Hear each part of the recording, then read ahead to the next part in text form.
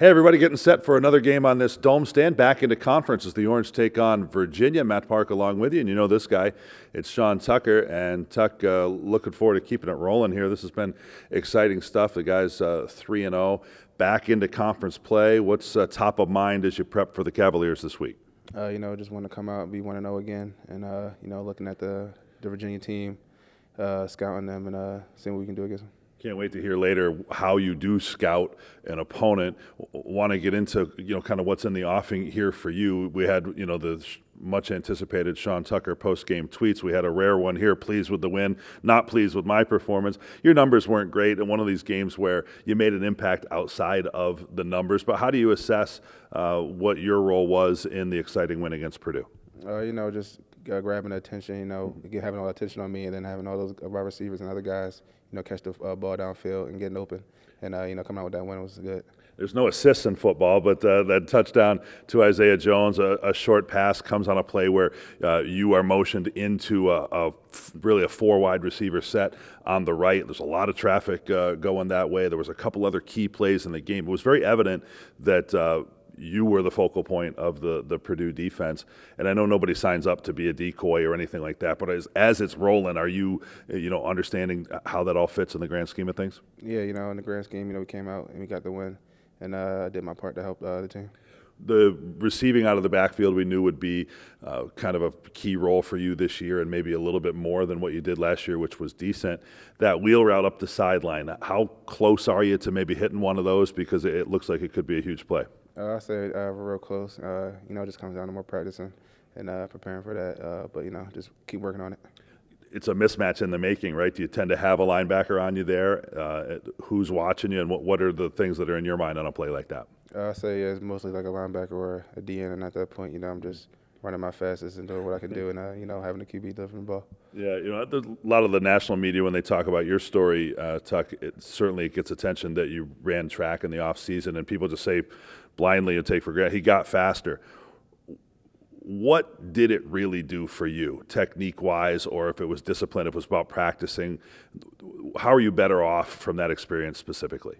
I say overall I'm better, when it comes to practicing certain things that I forgot or things that I've regained doing track.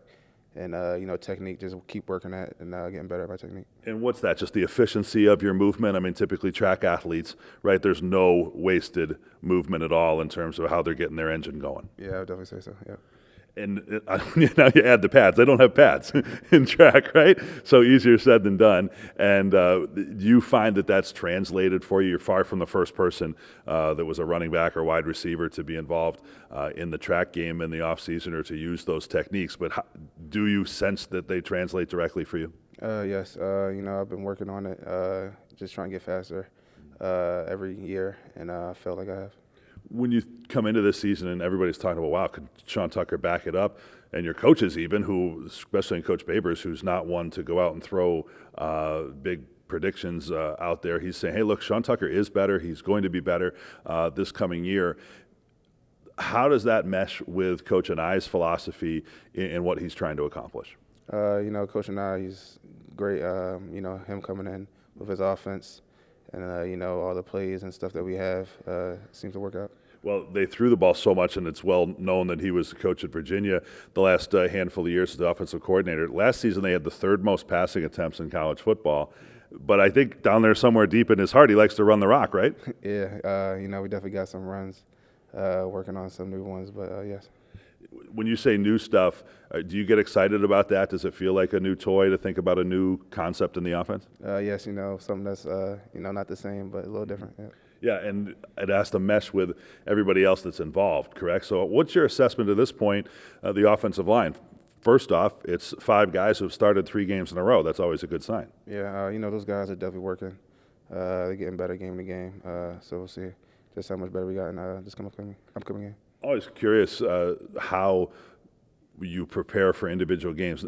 And when a running back with your skills and your ability, and you're talking about we got all these plays, do you pay much attention to the defensive scheme and personnel, and what do you want to know when you first turn the page to a new opponent?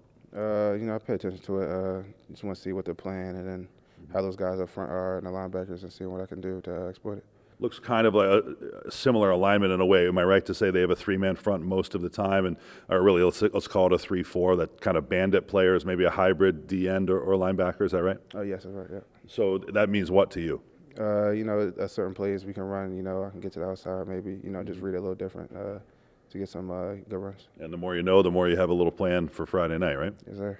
Last thing for you, Tuck, is it's got to be exciting to have your name associated with some of the great backs in the history of this school, and you're moving right up on it. In this game, you should pass Ernie Davis on the all-time rushing list here. You get another 100-yard game, and you're even with Larry Zonka in that role. What does that mean to you to kind of be associated with those greats and to have your numbers next to theirs? It means a lot. Just being up there with those guys and knowing the legacy that they left on here at Syracuse. And just being matched with them is good. Is there one in particular that you emulate or admire? Not particularly, no. Yeah, well, you got lots to choose from.